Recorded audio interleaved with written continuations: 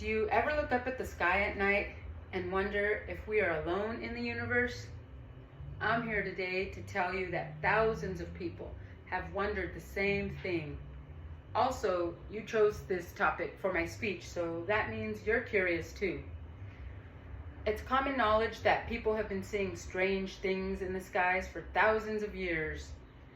This has been reported by military personnel, civilians, as well as ancient peoples, as depicted in hieroglyphs and petroglyphs that archaeologists have discovered.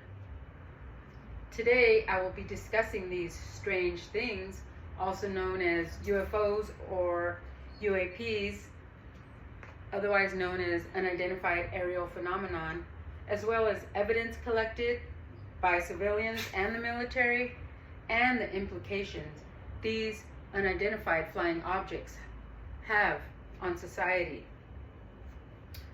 According to Richard Seposh of the Salem Encyclopedia of Science 2023, a UFO is basically anything that is in our skies that we cannot identify.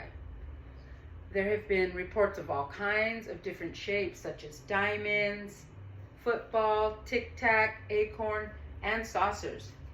Back in ancient times, people reported seeing objects that looked like stars, thrones, and even gods. That sounds pretty far-fetched, especially since we can't interview anybody from 1,000 years ago.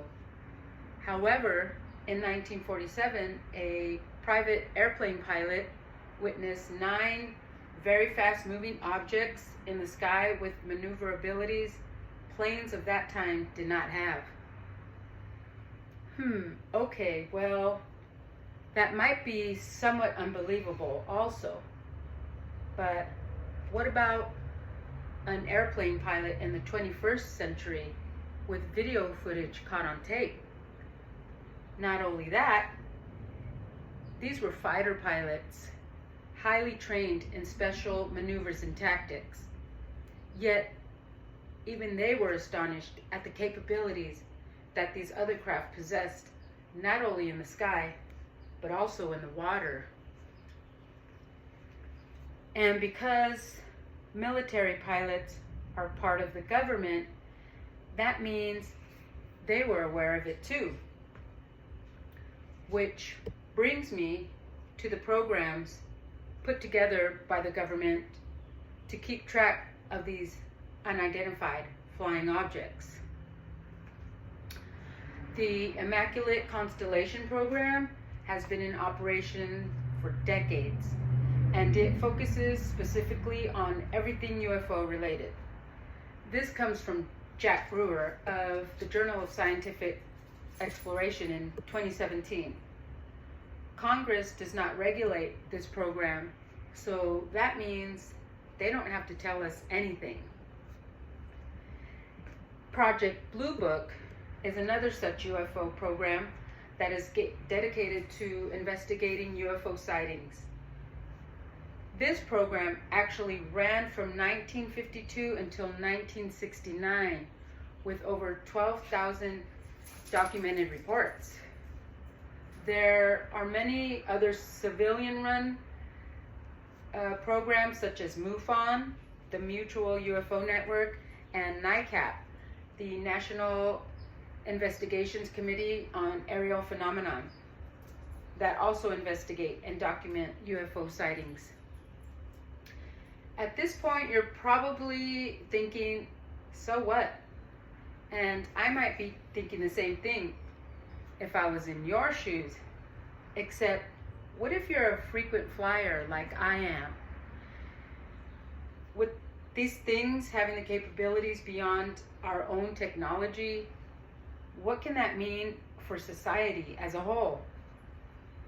Well, for starters, we do know that the Department of Defense is involved because these things have been seen in aviation zones. For instance, in and around airports. Also, they have been observed near military bases.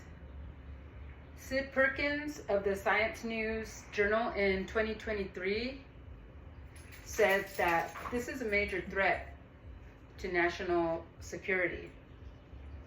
And because the Department of Defense uses science rather than hearsay, I would like to think they are one of the most believable sources among all other sources.